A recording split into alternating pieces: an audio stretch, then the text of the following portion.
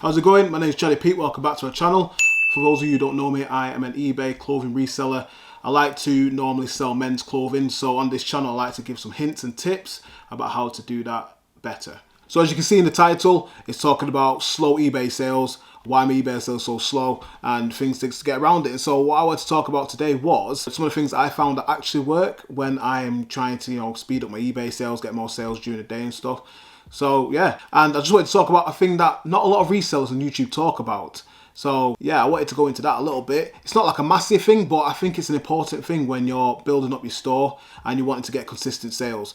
Obviously, I know like here in the UK we are locked down still pretty hard, so charity shops are closed, car boots are closed as well, so there's not a lot of places we can pick up stock, especially men's clothing as well. Yeah, that's what I wanted to talk about today. So yeah, hopefully you'll find this video useful and you can take away some tips and tricks from it. So the first tip I wanted to talk about was building a strong foundation for your eBay store. So last year, obviously in March, we locked down pretty hard, and to be fair, I was pretty scared because I didn't know how it was going to work.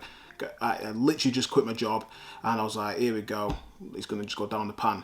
But I just started getting random sales from the normal places I was getting them from, and I think that is based on having a strong foundation in the eBay store. So when I talk about strong foundation, I mean there's two main principles that I build my whole store on, and I don't think a lot of resellers talk about this, but I remember when I was starting off and just testing things I wanted to sell and things, I noticed that there were these two things and these two principles I always stuck with, and these were always the things that I always sold. So on eBay, it's one of those places where you can just buy and sell anything, but I find there's two main things that people buy on eBay, and one of them is things that people want but can't get, and the other one is things that people can get but for cheaper.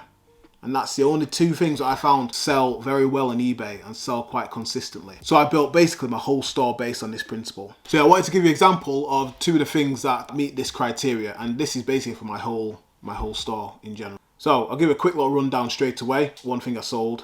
So one example is here, if you can see on the screen, is this Levi's Sanforize denim shirt. Now it's one of those items where it kind of fits both criterias. These denim shirts, they're worth like a bomb when they're brand new and when they're used as well. I sold this for £30 because there was a button missing and there's another button at the bottom missing and stuff. But it feels like criteria. You can't just walk into, let's say, you can't walk into like some random high street store and find one of these or get it for a cheap price as well. So I feel like this kind of met that criteria. And the other one is this Patagonia half zip jumper. Now I sold it for like £50. However, in real life, well, I say real life, do you know what I mean? But in real life, these are like £120. A bit more, I believe. So again, you can get them anywhere, but on eBay I'm going to give it you for the cheapest price. Not so cheap that I don't make money, but cheap enough that people think, you know what, I'm actually going to get a good bargain. So I built my whole store around these two items, things that people want but they can't get, like say collectibles and this, that, and the other, and just things that you can buy normally but cheaper. So when I build it up on these two ideas, I get a store where things are selling nicely and consistently because I'm giving the things that people want. When you get things that people want, they're always going to want to buy it. And that's the secret of eBay, really, just getting things that people actually want. Sometimes we fall in love with things that we like to think sell, but in reality, people just don't buy. Now, my second tip is the 3 Ps of eBay selling, or Depop selling, or whatever selling that you do. If you want to cast your mind back to science class and we talk about a fire, you always needed 3 elements to start a fire. So one was oxygen, the other one's heat, and the other one is fuel. If you didn't have one of them, then you didn't have a fire. Let's say if you had oxygen and you had heat, it could be as hot as you want, but if there's no fuel, it don't mean nothing to nobody. It'll be like sat in your grand's house when it's like boiling. So the 3 Ps of eBay selling, or selling in general, are price, picture, and what's it one? And product. And if one of them is not good, then you're going to struggle to sell the thing in general. So first off, let's talk about price. If you price something too high, you're not going to sell it. You're going to struggle to sell it. You need to compare the market and see where a good price is. Now, sometimes you could put it really high and put a best offer on, and someone's going to bring you right back down to the actual market price. And so you have to be in the know of what the good market price is, so you don't get too caught up in thinking, well, I've got it put at £200, but it's actually only worth about £80. Now, in some cases, having a price too low can be a problem as well. So let's say you've got like a nice designer thing and Normally it goes for like £120, £150, but you've priced it at 20 quid. If I'm scrolling through and I look at this designer item, let's say it's like a Gucci bag or something, and I see it and it's £20, immediately I'm going to be thinking, it's a bit dodgy, that, a bit fake maybe. I mean, that's like a bit of a naughty one, that, so I'm going to probably leave that. Price is a very important part of selling. If you can get the price just right, then that's a very good indicator that you're going to sell the item. The next one is picture. Now, obviously, like Depop and eBay everywhere, a decent picture will sell anything. If it's nicely well lit, if it's got a really nice clear background, and it's just, you can see everything about it, you can see any bad bits about it, you can see all the good bits about it. Like they say, a picture paints 1,000 words. If you can get your picture locked down just nice, then you're not going to have any problems. Like if you look at that, like that background behind me, I try and keep it as basic as possible. All you want is everyone to know what's going on in your picture. If you're taking it on the end of your bed, yeah, it might sell if it's like super high end, but you probably might not get the best price for it. But when the only attention is on that picture, when you're scrolling through and you just see it bang on and it's well lit and everything, then that's another good indicator that you're going to be able to sell your product quite nicely. And again, I probably already mentioned about the product. It's just finding the right items, things that people want but they can't get, or things that people can get but they can just get cheaper. So these three elements, one without the other, can really ruin your selling game and can really slow your eBay sales down. So that's another tip for you. So my third tip is one which is very obvious, is just to keep listing. People tend to get put off when sales aren't coming in. They just think, I'll just take a break. But what I found is when you're listing, when you think things are going slow, you can build up your inventory quite nicely. I've done it many times. I remember when I was on like 200 listings or something, the sales were coming in too fast, so I thought I'm going to just get my boots in and just start listing as much as possible. And I got to about 350 listings, and I just had this massive sales flow where I was just selling and selling. I was doing like 14, 15 items a day. It was just going out of control. And this is when I first started. I was just like, this is amazing. Yeah, listing consistently will always help with the eBay algorithms.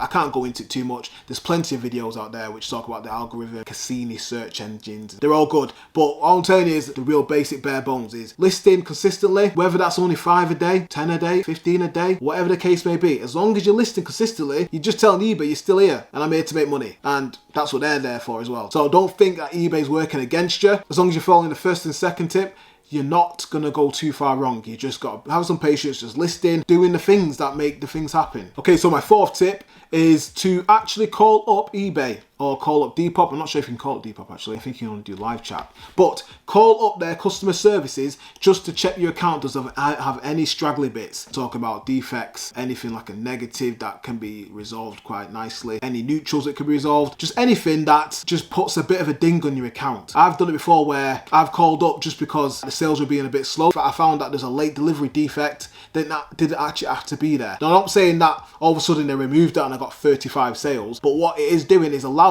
yourself to have everything smooth and everything nice and clean so that you're doing everything possible to be able to make your sales be nice. Now, this tip is something that all the Depop cats know. This is like a normal thing in the Depop world, but in eBay it seems to be lacking and people are not very diligent with it, and it is to bulk refresh your store.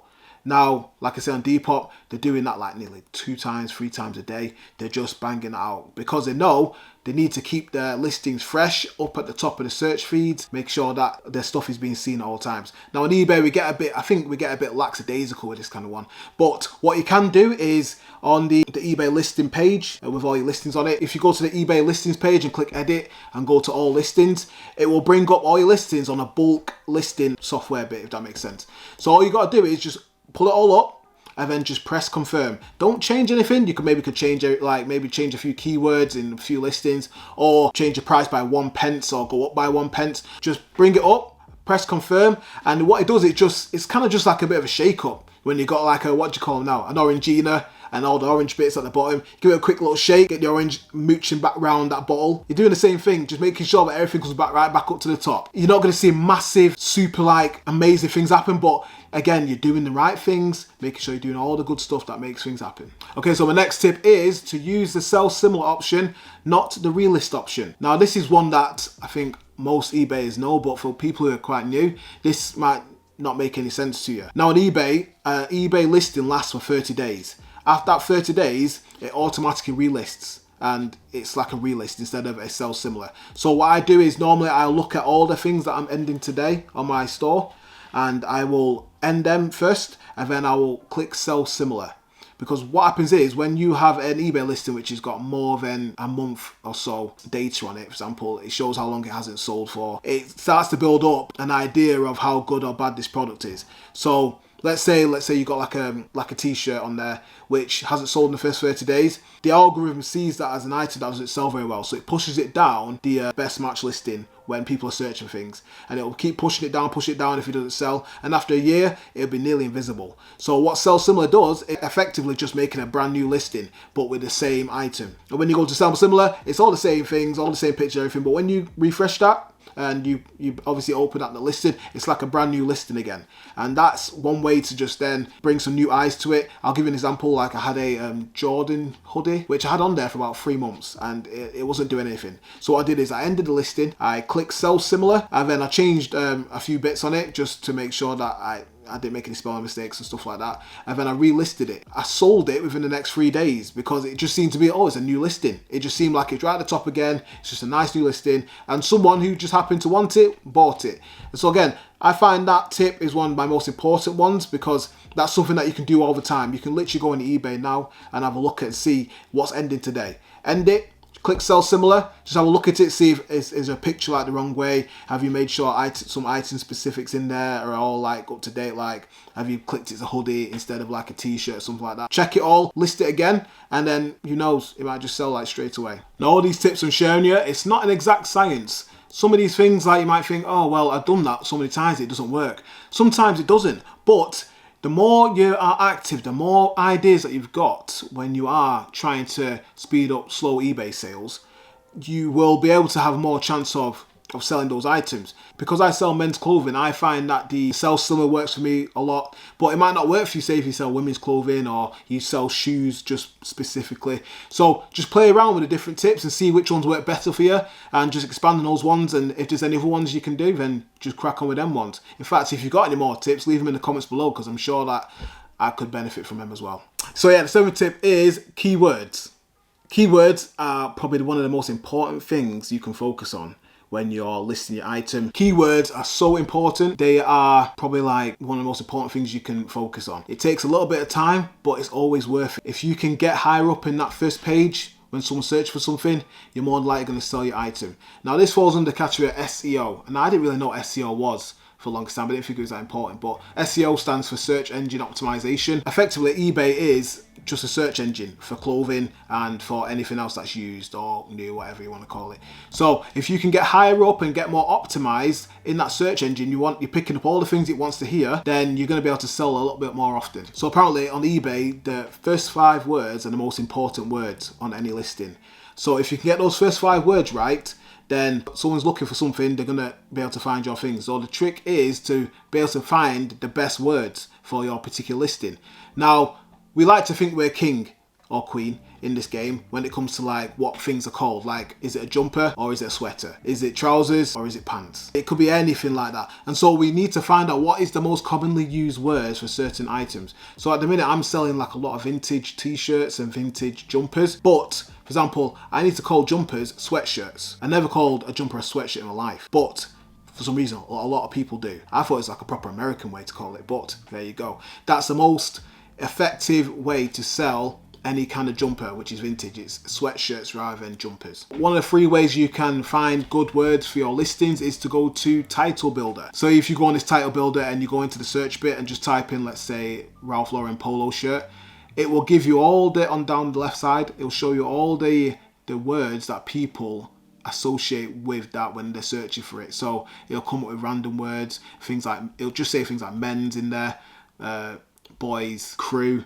neck, just little random ones which people, when they're typing in, when they're thinking about, oh, I need to look for this, they'll just add on as well. So it's also a good way to find out. For example, it also says on there XL, double XL. So it gives you an idea of the items that people are looking for more often. Like XL and double XLs are harder to find in a shop. It's another way to kind of just know what to pick up as well. But Title Builder is a really good one. I use it a lot. I use it on pretty much all of my listings. If I'm getting stuck with keywords, I'll always put that on and just see what the best words are going on. So if you like this video, leave me a like like or a comment. And if you want to get some more tips and tricks, please subscribe to the channel, as I'll be doing a lot more in the future. So yeah, make sure to check out these other videos that I put up here and just see if it helps you as well, because at the end of the day, we're on this together.